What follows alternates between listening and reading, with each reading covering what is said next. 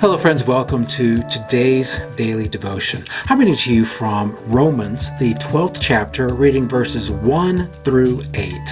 Hear now these words. Therefore, I urge you, brothers and sisters, in view of God's mercy, to offer your bodies as a living sacrifice, holy and pleasing to God. This is your true and proper worship. Do not conform to the pattern of this world, but be transformed by the renewing of your mind. Then you will be able to test and approve what God's will is, His good, perfect, and pleasing will. For by the grace given me, I say to every one of you, do not think of yourself more highly than you ought, but rather think of yourself with sober judgment, in accordance with the faith that God has distributed to each of you.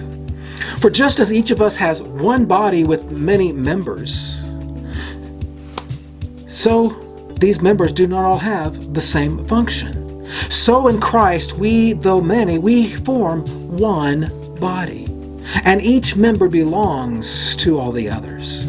We have different gifts according to the grace given to each of us. If your gift is prophesying, then prophesy in accordance with your faith. If it is serving, then serve. If it is teaching, then teach.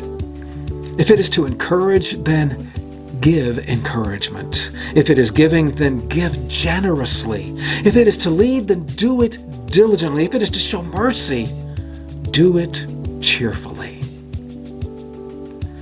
Now here, Paul is laying the foundation of what it is to be a follower of Jesus. We make our lives a living sacrifice. Now, we don't hear the contradiction in that phrase nearly as strongly as they would have in Paul's day. In Paul's day, the idea of sacrifice was you kill something.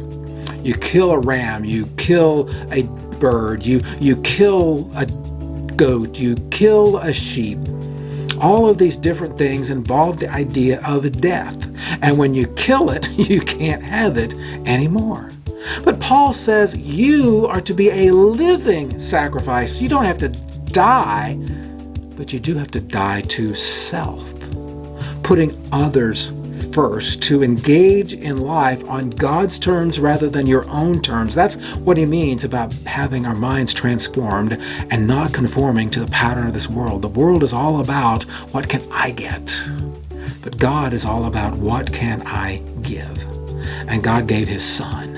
And so we give ourselves in promise of God's Son. And that is what Paul is describing. I want to encourage you, give yourself to God today.